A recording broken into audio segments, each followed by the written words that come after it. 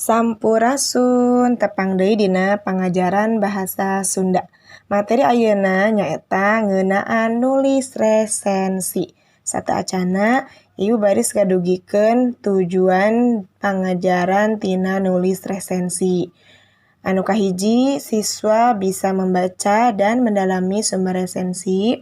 Yang kedua, bisa mengetahui sumber bahan resensi. Yang ketiga, bisa membuat rancang dan menyusun resensi dengan memperhatikan kaidah kebahasaan. Dan yang keempat, bisa menulis resensi dengan baik. Selanjutnya adalah wanganan resensi atau pengertian dari resensi. Istilah resensi itu asalnya dari bahasa Belanda, resentie, yang artinya menyampaikan atau menceritakan kembali. Resensi itu menilai terhadap suatu karya, seperti buku, film, atau pertunjukan drama dan musik.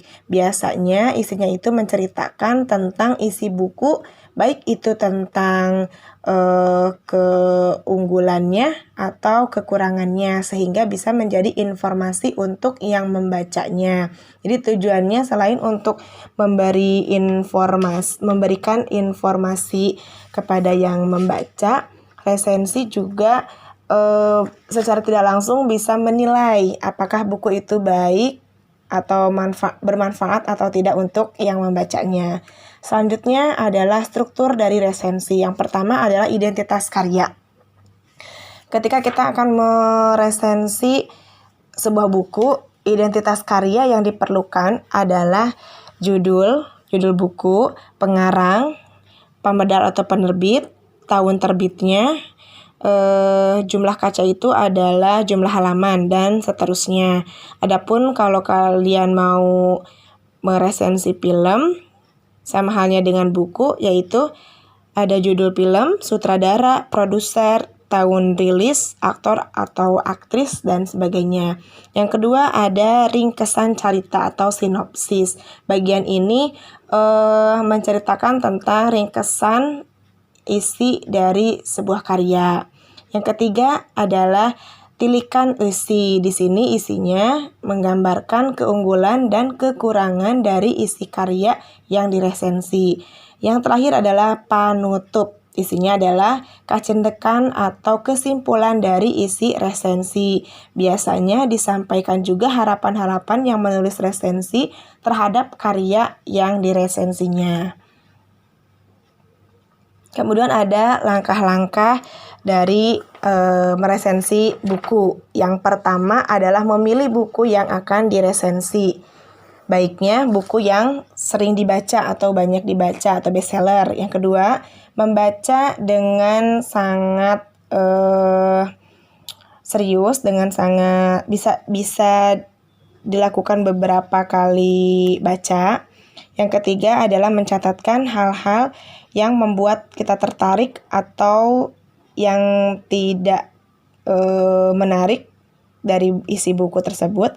Yang keempat, mencatat pendapat dari kalian, apakah buku itu memang besar manfaatnya atau tidak untuk yang membaca.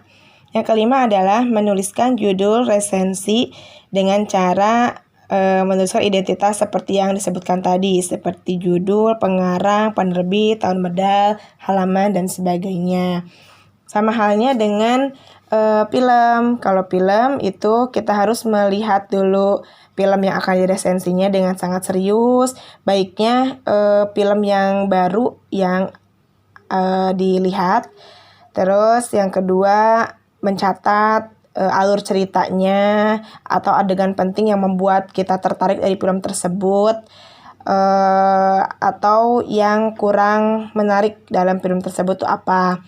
Yang ketiga, mencatat pendapat apakah film itu bagus atau tidak. Yang keempat, menulis judul resensi dengan cara menuliskan identitas film seperti judul, pelaku, sutradara, produser, dan lain sebagainya.